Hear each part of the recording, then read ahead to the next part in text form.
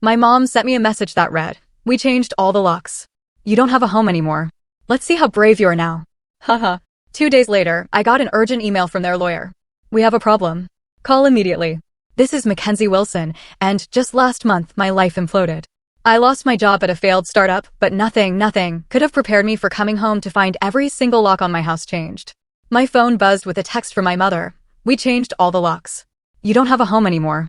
Through my tears, I remember typing back, "How funny. How brave they think they are." Our relationship had always been complicated, but this crossed a line I never imagined. And then, just 2 days later, an urgent email from their lawyer changed absolutely everything. Growing up in Oakwood Heights, a middle-class suburb outside Boston, my childhood looked picture-perfect from the outside. Our two-story colonial, with its manicured lawn and white picket fence, could have been ripped straight from a real estate magazine. But inside those walls, my parents, Patricia and Robert Wilson, ran our home like a military academy. From my earliest memories, everything had to be done their way. My mother scheduled every hour of my day, piano lessons on Mondays, swimming on Tuesdays, academic tutoring on Wednesdays. My father? He'd review my report cards with a red pen, circling any grade below an A with a disappointed sigh. "Mackenzie," he'd say, pushing my B+ math test across the kitchen table, "excellence isn't optional in this family." My younger brother, Trevor, adapted perfectly. Years younger than me, he became the golden child, following every rule without question. National Honor Society, captain of the debate team, eventual admission to my father's alma mater, Trevor checked every single box on their perfect child checklist. I, however, was born with questions on my lips. "But why do I need calculus if I want to be a writer?" I'd ask, earning exasperated sighs. "Because Wilson children become doctors or lawyers, not struggling artists," my mother would respond, her tone ending all discussion. By high school, our home became a battleground.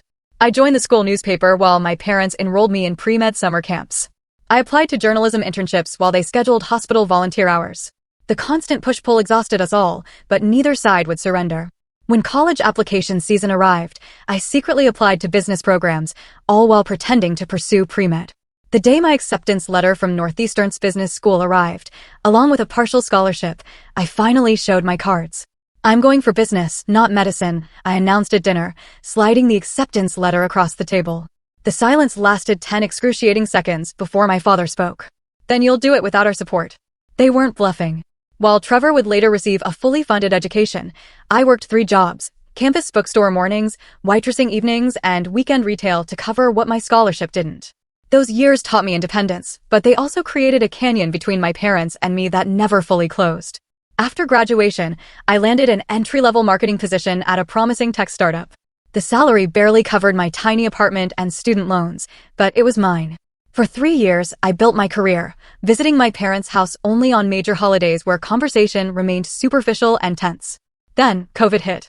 Our startup lost its funding, downsized, and eventually collapsed entirely.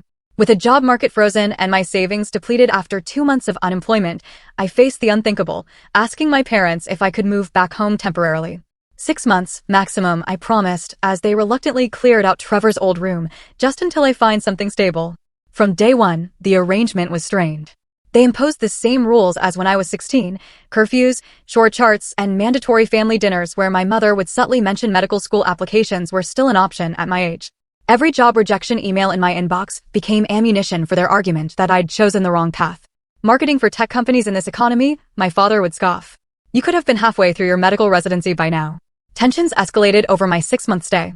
My contributions to household expenses, whatever I could scrape together from occasional freelance work, were dismissed as insufficient. My job search efforts were deemed unfocused. My interviews for positions they considered beneath a Wilson were met with silent disapproval. The final straw came after I lost a promising job opportunity at a digital marketing agency.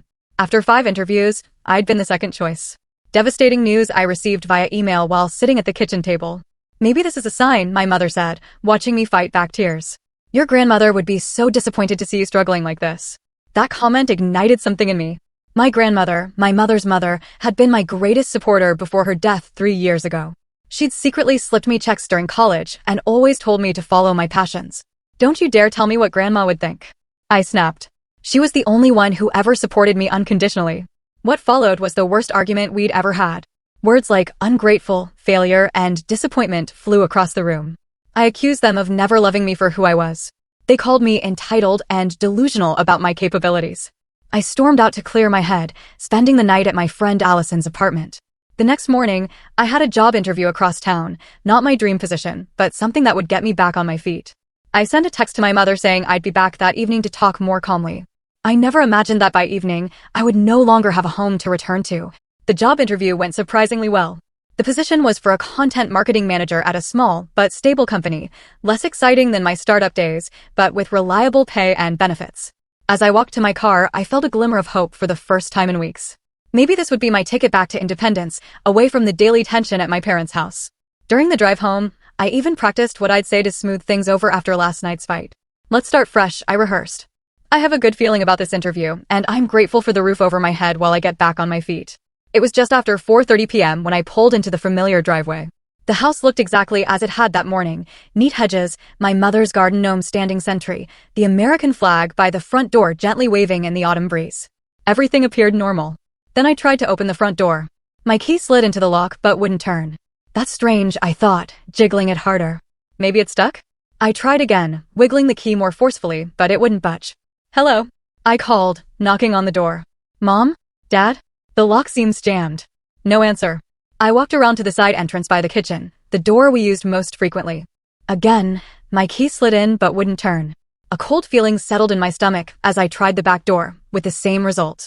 Standing on the back patio, I pulled out my phone and called my mother, straight to voicemail. I tried my father, with the same result.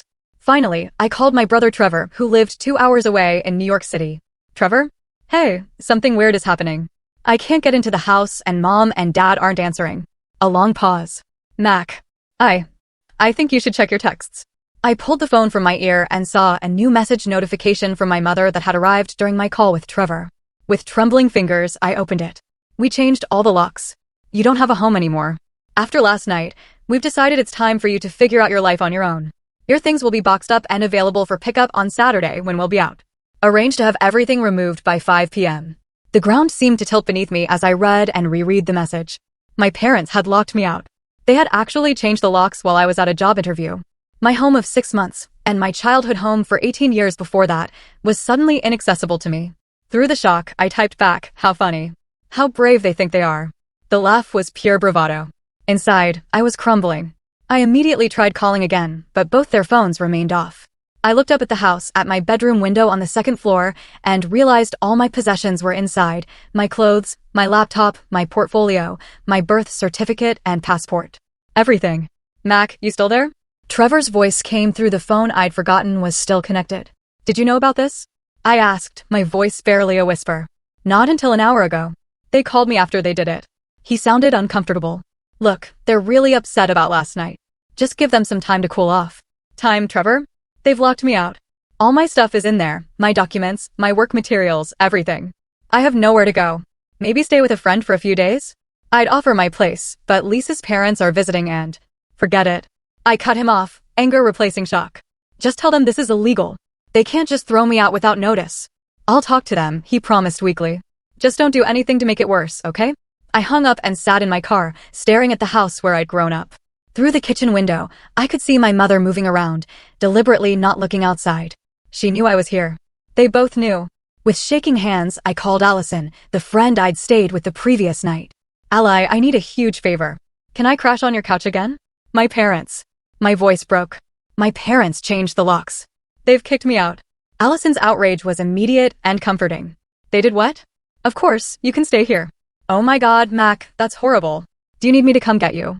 No, I have my car. I'll be there in 20 minutes. Thank you so much. As I started the engine, Mrs. Henderson, the elderly neighbor who'd lived next door since I was a child, approached my window with concern written across her face. Mackenzie dear, is everything all right? I saw you trying the doors. I could barely meet her eyes, humiliation burning through me. My parents changed the locks, Mrs. Henderson. They've decided I'm not welcome anymore. Her face fell. Oh, sweetheart, that's not right. Do you have somewhere to go? Yes, a friend's place, but all my things are still inside. She patted my hand through the window. I'll keep an eye out. If I see them leaving, I'll let you know. Maybe you can get your essentials then. I thanked her and drove away, watching my childhood home recede in the rearview mirror, feeling like I was 16 again, powerless, misunderstood, and completely alone. That night on Allison's couch was the lowest point of my adult life. After she went to bed, I finally allowed myself to break down completely. The betrayal cut deeper than I could have imagined. These were my parents, the people who were supposed to love me unconditionally. Instead, they'd literally locked me out of their lives because I didn't fit their predetermined mold. I scrolled through old family photos on my phone until 3 a.m., wondering where it all went so wrong and how I would rebuild my life from scratch with most of my possessions held hostage. Little did I know that in just 2 days, an unexpected email would turn the entire situation upside down. Waking up on Allison's couch the next morning, it took a few disorienting seconds to remember why I wasn't in my own bed. Then reality crashed down. I was effectively homeless. The validation of having a permanent address, a key that opened a door to my own space, had been stripped away overnight. I made coffee, Allison said, padding into the living room in fuzzy slippers. Her one-bedroom apartment was tiny but cozy, filled with plants and colorful throw pillows. And I called in sick to work. Figured you could use the company. You didn't have to do that, I said, fighting back a fresh wave of tears at her kindness. Well, someone should be on your side. She handed me a steaming mug. So, what's the plan? Plan. Right. I needed a plan. First, I tried calling my parents again. Both numbers went straight to voicemail. I left messages that started calm and became increasingly desperate. Mom, Dad, please call me back. We need to talk about this. This is illegal. You know you can't just throw someone out without notice. Please, at least let me get my important documents and work computer. No responses. Around noon, I drove back to the house, hoping to catch them leaving or returning so I could talk face to face. The driveway was empty, but both their cars were gone. I'd forgotten it was Wednesday, my mother's standing lunch with her church friends, my father's golf day. Mrs. Henderson spotted me from her garden and hurried over. They left about an hour ago, she confirmed. Your mother was carrying a shopping list, so they might be gone a while. I eyed the house, considering my options. Could I find an open window? Should I call a locksmith? But then what? Break into my own home, only to have them call the police on me? Mackenzie, Mrs. Henderson said gently. Your father gave me this for you before they left. She handed me a sealed envelope. Inside was a typed letter, cold and formal. Any attempt to enter the premises without our permission will be considered trespassing. Your belongings will be available for collection on Saturday between 2 to 5 p.m. as previously arranged. We expect all items to be removed at that time. The letter wasn't even signed, just printed like a notice to a tenant. I don't understand how they can do this, I said, voice breaking. That's my home too. Mrs. Henderson shook her head sadly. I've known your parents for 25 years, and I've never approved of how they treated you. Your grandmother, Eleanor, would be heartbroken to see this. The mention of my grandmother sent a fresh pang through my chest. She'd been my safe harbor during the worst storms with my parents. After she passed 3 years ago, I'd lost my greatest ally. Thank you for being kind, I told Mrs. Henderson. At least I know someone's watching the house. I'm worried about my things. I'll keep an eye out, she promised. And Mackenzie, this isn't your fault. Remember that. The rest of the day became a blur of logistics, the unglamorous reality of sudden displacement. I visited a nearby coffee shop with free Wi-Fi to job hunt, made an appointment at the DMV to replace my driver's license. The original was inside the house, and called my bank. The bank delivered another shock. My parents had removed me from the joint account we'd established when I was in college, the account where my freelance checks were deposited. The account that contained my last $847. The primary account holders made this change yesterday afternoon, the bank representative explained apologetically. There's nothing we can do since you were listed as a secondary holder. I'd been financially cut off too. My parents weren't just forcing me out, they were systematically erasing my safety nets one by one. That evening, scrolling through social media on my phone, I saw Trevor had posted family dinner photos, my parents smiling around a homemade lasagna, my mother's specialty. The caption read, "Nothing like mom's cooking. Blessed family time." I threw my phone across Allison's couch. They're acting like everything's normal, I said when she looked up, startled. Like they didn't just throw their daughter onto the street. And Trevor's playing along. Allison retrieved my phone. Your brother's always been their puppet, you know that. He could at least acknowledge what they did was wrong. She paused. Family loyalty is complicated. Speaking of which, you can stay here through the weekend, but Ethan's moving in Monday, remember? Ethan was Allison's boyfriend. They'd been planning to move in together for months. Of course, I'll figure something out by then. But the walls were closing in. I'd been job hunting for months with no success. My savings were gone. My possessions were being held hostage, and now I had 3 days to find new accommodations with no income. That night, sleeping fitfully on Allison's couch, I was plagued by stress dreams, showing up to job interviews naked, running through endless hallways of locked doors, my parents laughing as I frantically tried key after key. I woke up exhausted, with a tension headache pressing behind my eyes. You look terrible, Allison said, not unkindly. Maybe you should talk to someone. Like a therapist. With what money? No, like a lawyer. What your parents did has to be illegal. The thought had crossed my mind, but attorneys cost money I didn't have. Besides, suing my own parents felt like crossing a line, even after everything they'd done. Let me see what happens Saturday when I get my things, I said. Maybe they'll have cooled off by then. But deep down, I knew better. This wasn't a spontaneous action. It was the culmination of years of conditional love. My parents had finally found the ultimate way to control me by removing my security completely. That afternoon, I used the last of my cash to buy a prepaid phone card, worried my phone bill wouldn't process with my account frozen. I was applying for a barista position. Any job would do at this point, when my email notification chimed. Sender, Sanders and Wilson Law Firm. Subject, urgent, regarding Wilson family property and assets. My heart plummeted. Were my parents actually suing me now? For what? Being a disappointment? With trembling fingers, I opened the email that would completely transform my understanding of the past 28 years. The email began formally. Dear Miss Wilson, I am contacting you regarding urgent matters pertaining to the Eleanor Wilson Trust, for which our firm serves as legal executive. Recent events have necessitated our immediate intervention. Eleanor Wilson? My grandmother? I read on, my heart racing. It has come to our attention that your current residential status has been compromised, which constitutes a direct violation of the terms established in your grandmother's trust. We request an immediate consultation to discuss your legal options. The message included contact information for Jonathan Peters, senior partner, and requested I call at my earliest convenience. A confidentiality notice at the bottom warned against unauthorized disclosure of the email's contents. I read it 3 times, trying to make sense of it. My grandmother had a trust? One that somehow involved my residential status? And what did they mean by legal options? With shaking hands, I dialed the number. Sanders and Wilson, how may I direct your call? Came a professional female voice. This is Mackenzie Wilson. I received an email from Jonathan Peters about my grandmother's trust. One moment, please, Miss Wilson. After a brief hold with generic classical music, a deep male voice came on the line. Miss Wilson, thank you for your prompt response. I'm Jonathan Peters. What's this about my grandmother's trust? I wasn't aware she had one. That's precisely why we need to meet. There are confidentiality concerns I can't address over the phone. Could you come to our office tomorrow morning at 10 a.m.? Yes, I can do that. I wrote down the address he provided. Excellent. And Miss Wilson, please bring any documentation of your recent living situation and the circumstances of your departure from the family residence. After hanging up, I sat frozen, mind racing. My grandmother had always been the family maverick, a successful business owner who married late, traveled extensively, and frequently butted heads with my mother over parenting philosophies.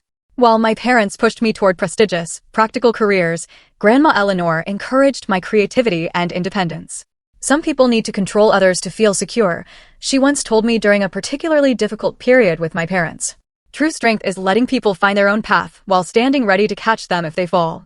She'd passed away 3 years ago from a sudden heart attack. The funeral was brief and formal, just as my mother preferred. I remembered being surprised that Grandma's substantial estate seemed to transfer to my parents without much legal process, but I'd been too grief-stricken to question it. Now memories flooded back, little comments my grandmother had made, meaningful glances when my parents discussed her assets, her insistence on speaking with me alone during her final years. One day, Mackenzie, she'd said during our last visit, you'll understand just how much I believe in you. Promise me you'll never let them crush your spirit. I'd attributed it to the usual grandmother encouragement. What if it had been something more? That night, I barely slept, my mind constructing countless scenarios. By morning, I'd cycled through everything from inheriting a small savings fund to discovering my grandmother had been a secret millionaire. I arrived at Sanders and Wilson 15 minutes early, acutely aware of my wrinkled clothes and the dark circles under my eyes. The building was an imposing downtown high-rise, its lobby all marble and glass. I felt desperately out of place. At the reception desk, I gave my name with as much confidence as I could muster. Miss Wilson?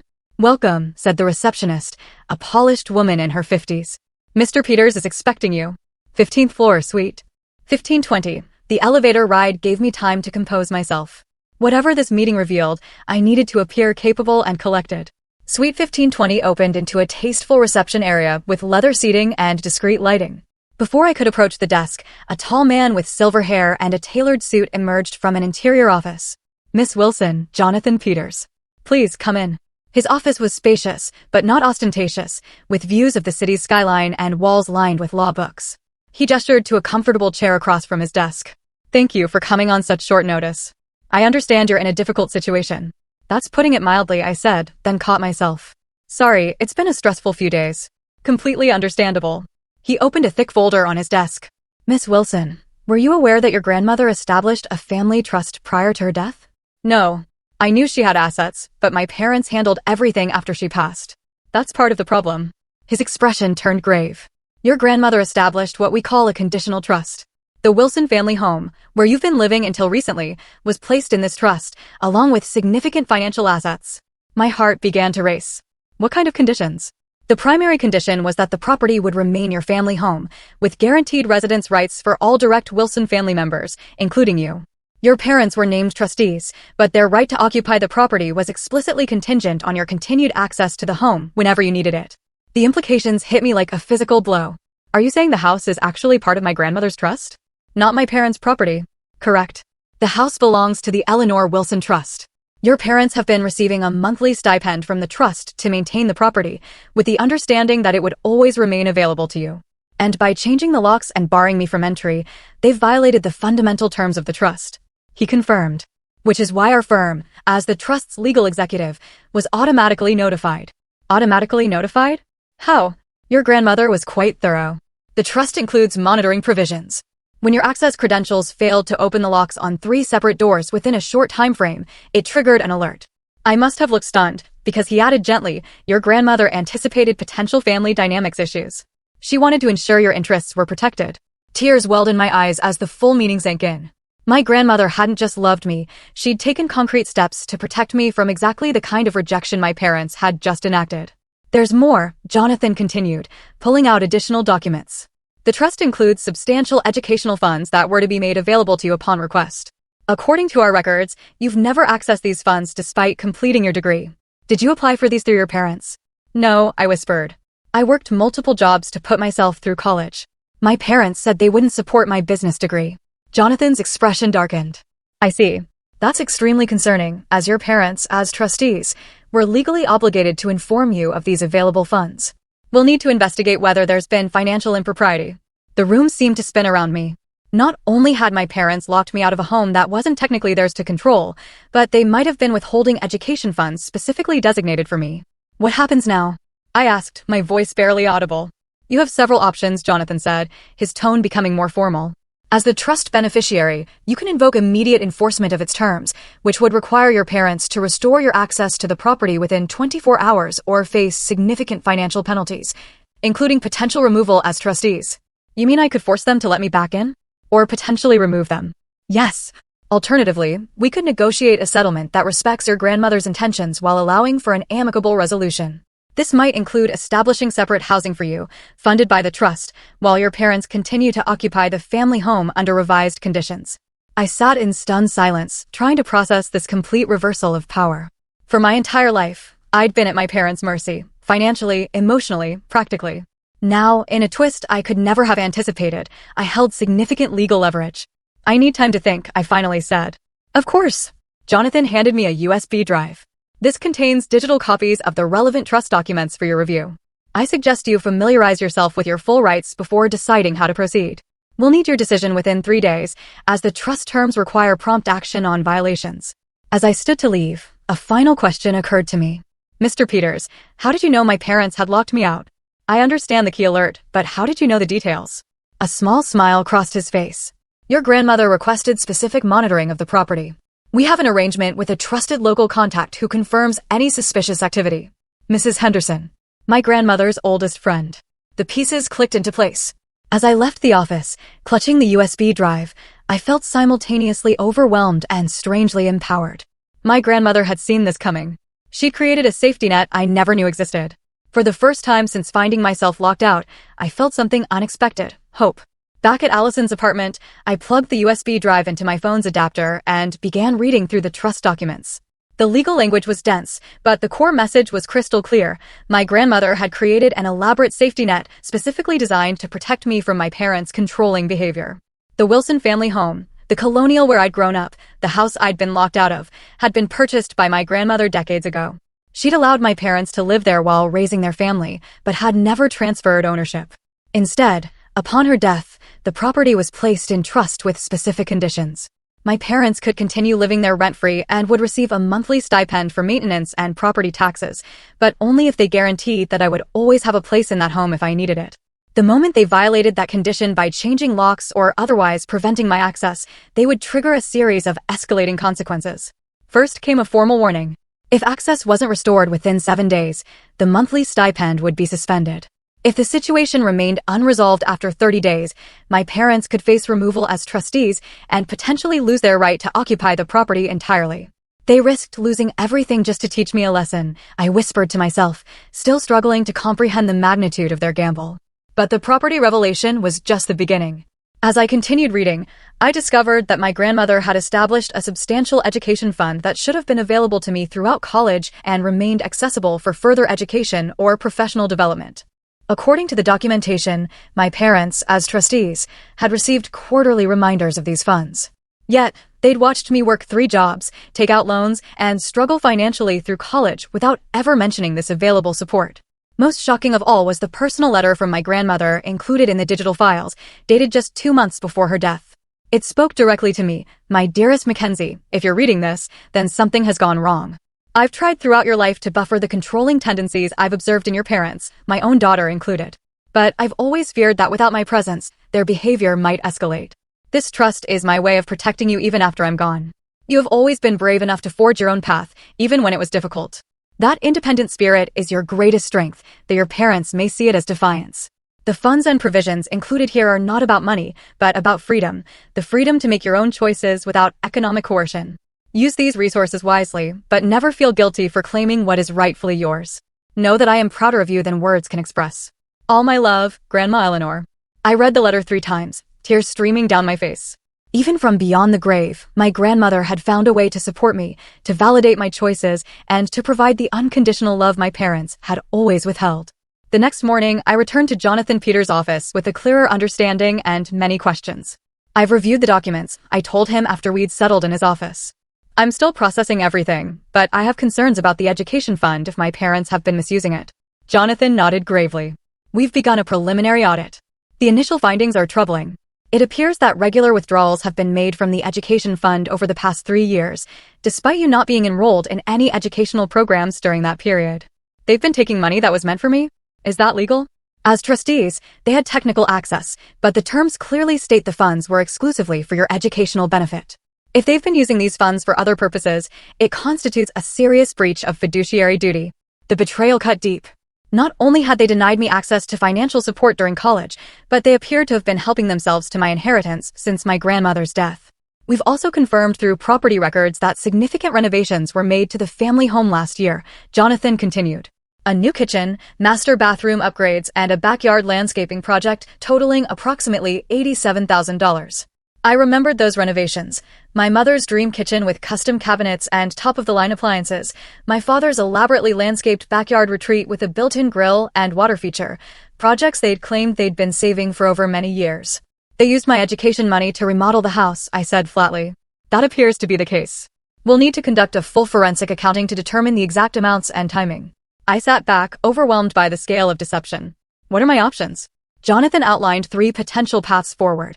First, I could pursue immediate and full enforcement of the trust terms, which would likely result in my parents being removed as trustees, potential legal action to recover misappropriated funds, and a forced restoration of my residence rights. Second, I could seek a negotiated settlement that would acknowledge the violations, but allow for a more measured resolution. Perhaps establishing separate housing for me funded by the trust while imposing stricter oversight of my parents' trustee activities. Third, I could attempt family mediation with legal representation present, trying to resolve the situation while preserving some family relationship. Given what I've learned, why would I choose anything but the first option? I asked. Jonathan leaned forward, his expression serious. Miss Wilson, in my 30 years of practice, I've seen how family legal battles can unfold. Even when someone has been deeply wronged, as you have been, the emotional cost of a protracted legal fight against one's own parents can be devastating. I would be remiss not to present all options. I appreciated his candor. What would you recommend? I suggest we begin with a formal legal notice outlining the trust violations and your rights as beneficiary. This gives your parents an opportunity to respond before we take more aggressive action. Sometimes, simply demonstrating that the power dynamic has shifted is enough to bring the other party to the table. It made sense. Let's do that. I'll prepare the documents today. We can deliver them tomorrow. As I stood to leave, a final question nagged at me. Mr. Peters, did my grandmother ever express why she set up such elaborate protections? Did she know my parents would do something like this? He considered his words carefully. Your grandmother was a remarkably perceptive woman. During our discussions about this trust, she expressed concern about what she called conditional love, the tendency of your parents to withdraw support whenever you made choices they disagreed with. She believed this pattern might escalate after her passing. She saw it all so clearly, I murmured. Indeed. Her primary concern was ensuring you would have the freedom to build your life on your own terms, without economic coercion. That's why the trust includes not just housing provisions, but educational and career development funds as well. As I left the law office, I felt a complex mix of emotions: grief for my grandmother, who had understood my struggles so deeply, rage at my parents for their deception, and a growing sense of determination. This wasn't just about reclaiming my place in the family home anymore. It was about standing up for myself in a way my grandmother had always believed I could. The formal legal letter was delivered to my parents the following day by courier. Jonathan called to confirm receipt and warned me to prepare for their reaction. It came within hours, a barrage of calls and texts from both parents, ranging from incredulous to furious to suddenly conciliatory. What is the meaning of this? My father demanded in his first voicemail. Some lawyer shows up with ridiculous accusations about your grandmother's wishes. This is outrageous. My mother's approach was more emotional. Mackenzie, I can't believe you would do this to your own family after everything we've done for you. Please call us immediately. An hour later, their tone had shifted dramatically. Honey, there's clearly been a misunderstanding, my mother's text read. We never intended for you to leave permanently. Let's talk this through as a family. I forwarded each message to Jonathan without responding directly. His advice was clear: let the legal process work without getting drawn into emotional manipulation. Late that evening, Trevor called. Mac, what the hell is going on? Mom and Dad are completely freaking out about some trust and lawyers showing up at the house. Did they tell you what they did? Locking me up? Taking my education money. A long pause. They said you're twisting things, that grandma's trust was meant for the whole family and you're trying to use it against them. I laughed bitterly. Of course, that's what they said.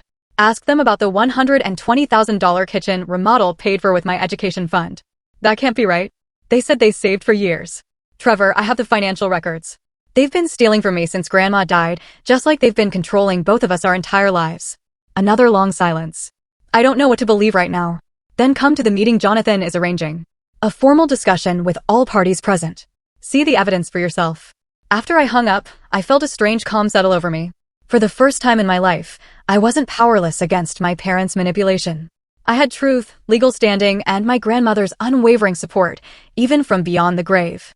The stage was set for a confrontation that would either tear my family apart completely or force a long overdue reckoning with decades of controlling behavior and conditional love.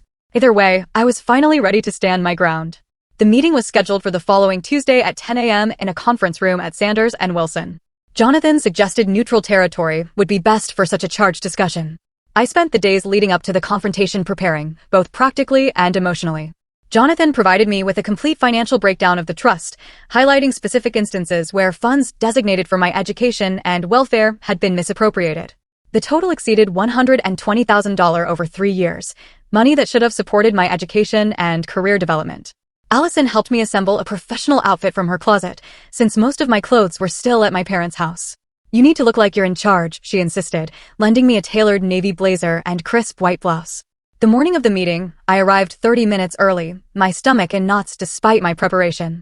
Jonathan met me in the lobby. Remember, he advised as we rode the elevator, this isn't about punishment.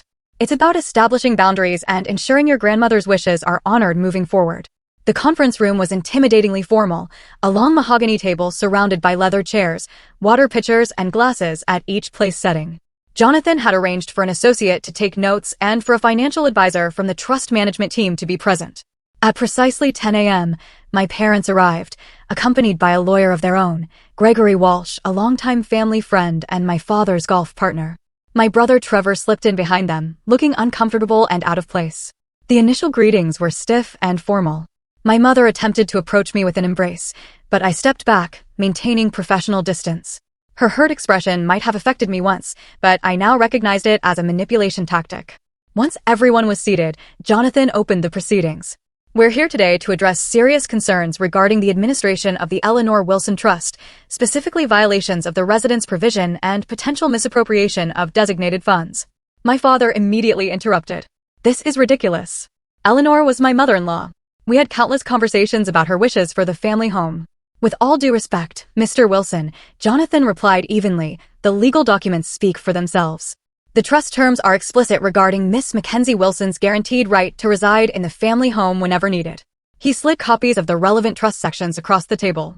Furthermore, he continued, our financial audit has identified numerous withdrawals from the education fund that appear to have been used for home renovations and personal expenses rather than Miss Wilson's educational benefit, as stipulated. My mother's face had gone pale. My father looked between his lawyer and Jonathan, clearly unsettled by the directness of the accusations. Mr. Walsh cleared his throat. We acknowledge there may have been some technical violations of the trust terms, but these were minor administrative oversights, not deliberate breaches. Changing the locks to explicitly bar a beneficiary from the residence is hardly a technical violation or administrative oversight, Jonathan countered, his tone still professional but with an edge of steel. Nor is withdrawing over $120,000 from a designated education fund for personal home improvements. Trevor's head snapped up. $120,000? Mom? Dad? You said it was just some maintenance expenses. My father shot him a warning look. For the next hour, Jonathan methodically presented the evidence, financial records, property invoices, text messages documenting the lockout, and my grandmother's explicit instructions regarding my welfare. With each new piece of evidence, my parents' position weakened visibly. Finally, when the financial presentation concluded, Jonathan turned to me. Miss Wilson, would you like to address your concerns directly? Taking a deep breath, I looked directly at my parents for the first time since the meeting began. My entire life, you've used financial control as a weapon. When I chose business over medicine, you cut me off completely. You watched me work 3 jobs through college without ever mentioning the education fund Grandma established for me. And when I needed shelter during a difficult time, you exploited my vulnerability to reassert control over my life. My voice grew stronger as I continued. What hurts most isn't the money. It's that you betrayed not just me, but Grandma Eleanor too. She trusted you to honor her wishes, to support my independence even when you disagreed with my choices. Instead, you violated that trust in every possible way. My mother's eyes filled with tears. We only wanted what was best for you, Mackenzie. We've always just wanted you to succeed. No, I replied firmly. You wanted me to succeed on your terms, following your plan. That's not love. That's control. My father, looking cornered, finally erupted. This is how you repay us for raising you, by sicking lawyers on your own family? Your grandmother would be ashamed. Actually, Jonathan interjected smoothly, Mrs. Eleanor Wilson anticipated this exact scenario. That's why she established the monitoring protocols and enforcement mechanisms in the trust. She left explicit instructions regarding her concerns about your controlling behavior toward Mackenzie. He produced my grandmother's letter, copies of which were distributed around the table. As my parents read her words, the fight seemed to drain out of them. My mother covered her mouth, tears streaming freely now. Trevor, who had been silent throughout most of the meeting, finally spoke. I had no idea any of this was happening. Mac, why didn't you tell me how bad things were? Would you have believed me? I asked gently. You've always seen a different version of Mom and Dad than I have. He looked down, acknowledging the truth of my words. After a moment of heavy silence, Jonathan redirected the conversation. We need to establish a path forward that honors the trust terms while allowing for family healing, if possible. Miss Wilson has prepared a proposal. I nodded, pulling out the document I'd prepared with Jonathan's help. I'm not interested in punishing you or creating an ongoing legal battle, I began. What I want is independence and a recognition of the harm that's been done. My proposal has 3 parts. I outline my terms clearly. First, the trust would purchase a small condo for me using a portion of the education funds that should have been available during college. This would provide me with stable housing while I rebuilt my career. Second, my parents could continue living in the family home, but financial oversight of the trust would transfer to an independent trustee to prevent further misuse of funds. Third, we would commit to family therapy to address the patterns of control and conditional support that had damaged our relationship for decades. And if we refuse, my father asked, though his usual confidence had evaporated. Jonathan answered before I could. Then we proceed with formal enforcement of the trust violations. This would likely result in your removal as trustees, potential legal action to recover misappropriated funds, and a significant reduction in your benefits under the trust. Mr. Walsh leaned over to whisper something to my father, who listened with a tightening jaw before finally nodding. We'll need time to review the proposal in detail, Mr. Walsh stated formally. Of course, Jonathan replied. We can give you 48 hours. After that, we'll need to proceed with enforcement actions as required by the trust terms. As the meeting concluded, my mother approached me while my father was speaking with their lawyer. Mackenzie, she said quietly, I never meant. I didn't realize how this looked from your perspective. It wasn't an apology, not really, but it was perhaps the closest she could come in that moment to acknowledging harm. I know, Mom, I replied. That's why I included family therapy in my proposal. We need to learn how to communicate without control or manipulation. She nodded, a complex mix of emotions crossing her face. As everyone filed out of the conference room, Trevor hung back to walk with me. I should have paid more attention, he said. I knew things were always tense between you and them, but I had no idea about the money or how they treated you during college. You were the good child, I said without bitterness. You never had reason to see that side of them. I want to help fix this, he offered. Whatever happens next. For the first time in days, I felt a glimmer of hope that some family relationships might be salvageable, even if they would never be the same. 47 hours later, Jonathan called with news. My parents had accepted the proposal, with only minor modifications to the therapy requirements. The process of establishing my new housing would begin immediately, and I would have access to the family home to retrieve my belongings whenever I wished. The confrontation hadn't been the dramatic showdown I'd imagined, with villains vanquished and justice thunderously served.